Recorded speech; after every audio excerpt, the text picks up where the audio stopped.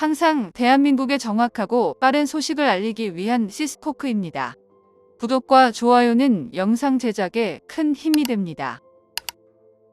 작년에 발생한 러시아와 우크라이나 전쟁으로 인해 한국산 무기들이 해외 수출 시장에서 역대급 호황을 누리고 있습니다. 그중 막대한 오일머니로 한국산 천궁2를 처음으로 수입한 UAE에서 한국형 사드라고 불리는 LSM에도 높은 관심을 보이고 있는데요. 기존에 LSM을 도입하고자 했었던 UAE는 이번에 공개된 방산 수출 자료를 통해 소문이 사실로 드러났습니다. 방산 수출 자료에는 UAE가 LSM이 360도 방어 가능 여부와 이란의 탄도미사일 위협에 대한 대응 여부, 미국이나 독일 부품 의존에 따른 수입 규제 여부 등 구체적인 질문을 했다는 것인데요. 해당 질문들은 단순한 질의 수준이 아닌 실제 도입을 위한 준비 과정으로 볼 만큼 민감하고 정확한 질문으로 도입에 대한 본격적인 절차 중 하나입니다. UAE와 사우디아라비아 등이 사드급 요격 체계에 대한 강한 관심을 보이고 있는데, 이에 맞춰 국방부와 방위사업청은 LSM 블록2 개발을 결정했습니다.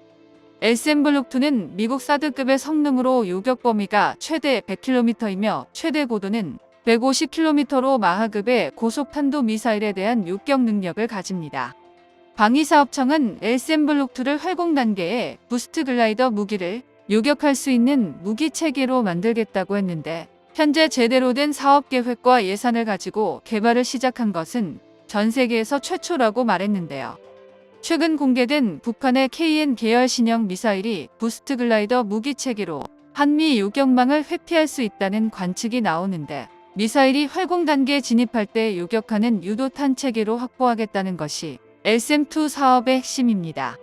여기서 나오는 부스트 글라이더 무기 체계는 대기권과 중간권, 성층권, 대류권 사이를 들어왔다 나갔다 하는 과정을 통해 사정거리와 종말 단계에서의 낙하 속도를 조절할 수 있다는 이론에서 출발했는데요.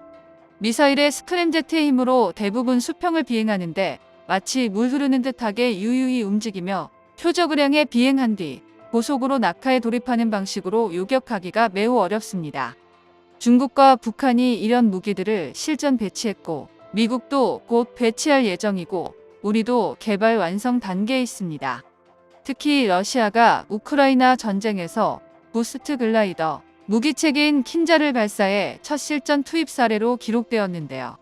우리나라는 물론 유럽에서도 통합탄도미사일 방어체계를 만들겠다면서 초기 개발을 위해 1억 유로의 예산을 집행했지만, 극초음속 미사일을 제작한 경험이 있는 프랑스와 이탈리아가 해당 프로젝트에 제외되면서 유럽연합재판소에 기소하는 등 사업 초반부터 문제가 발생되고 있습니다. 이 프로젝트는 독일과 스페인이 주축이 되었는데, 현재 분위기를 본다면 빠른 개발은 어려워 보이는데요.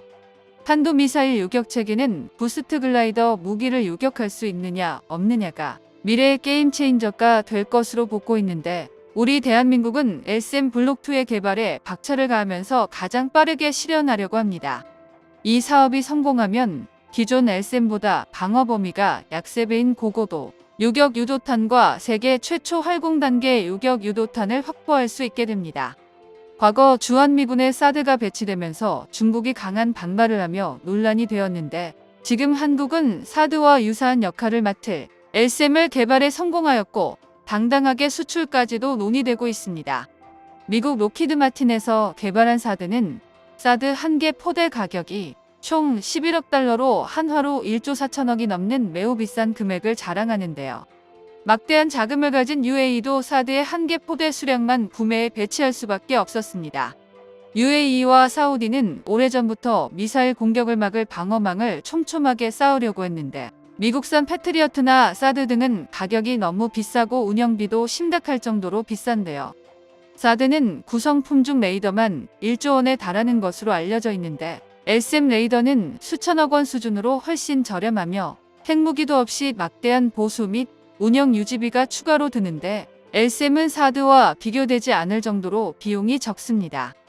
그렇기에 UAE와 사우디는 대한민국과의 군사적 협력을 위해 최대한 노력하고 있는데요. 대한민국은 단순히 무기만을 파는 것이 아니라 세계 최강의 무기들을 합리적인 가격에 가장 빨리 공급하고 있습니다. 게다가 무기를 도입하면 훈련과 경험 등을 공유하며 외교와 안보 측면에서도 큰 신뢰 관계를 만들고 있는데요. 그렇기에 UAE는 지난 1월 LIG 넥스원의 최첨단 방공 유도무기 체계 천공투를 30억 달러 한화로 4조 7천억에 도입하는 계약을 체결했습니다. UAE는 첫 번째로 한국산 천공투를 운영하는 국가로 등극하였는데, 이를 계기로 한미 연합연습인 을지 프리덤 실드의 일환으로 대한민국의 UAE군 한소대가 최초로 참가해 훈련을 같이 하고 있는데요. 이번 훈련에는 실전성을 높이기 위해 전차, 장갑차, 자주포, 공격 기동 헬기, 드론 및 무인기 등 전투 장비 200여 대가 투입되었는데, UAE군은 한국군의 작전 수행 능력과 과학적 장비를 통한 훈련을 처음으로 경험했다고 전했습니다. 대한민국은 UAE를 통해서 전 세계에 천공투를 수출하겠다는 포부를 가질 수 있게 되었는데, UAE가 천공투를 도입하자 최근 한국산 FA-50 전투기를 도입한 말레이시아에서도 천공투를 도입할 수 있다는 보도가 나왔습니다. 지난 7월 말레이시아 군사 언론에서는 방공 역량을 보강하기 위해 대한민국에서 실전 배치하고 있는 중거리 방공체계 천공 도입을 검토하고 있다고 보도했는데요. 현재 말레이시아가 천공투와 함께 고려하는 게 바로 미국산 나삼스인데, 미국이 백악관과 국회의사당을 보호하기 위해 사용되어지는 첨단 지대 공미사일 체계입니다. 나삼스는 미국뿐만 아니라 세계 11개국에 수출되면서 무기 성능을 검증받았는데요. 게다가 러우 전쟁을 계기로 나삼스에 대한 수요가 높아지면서 인기가 많아지고 있는데, 미국과 캐나다가 나삼스를 우크라이나에 지원했고, 미국도 작년 말 추가 주문하기도 했습니다. 그런데 문제는 말레이시아가 나삼스를 구매하게 된다면 인도받을 시점인데요.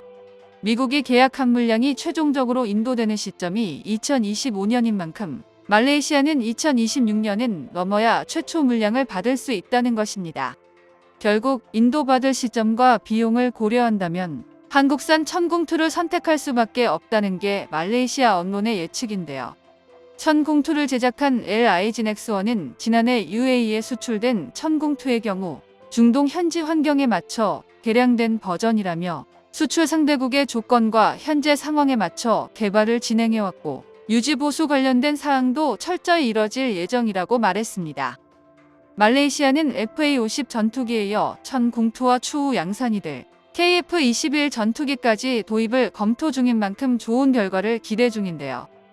러시아가 이번 전쟁으로 인해 전 세계 무기 시장에서 힘을 잃은 가운데 도입 시기를 예측하기 어렵고 막대한 비용이 드는 미국산 무기보다 중동의 부자 국가들은 지금 빠르게 개발되고 있는 한국형 미사일 방어 체계를 주시해서 보고 있습니다.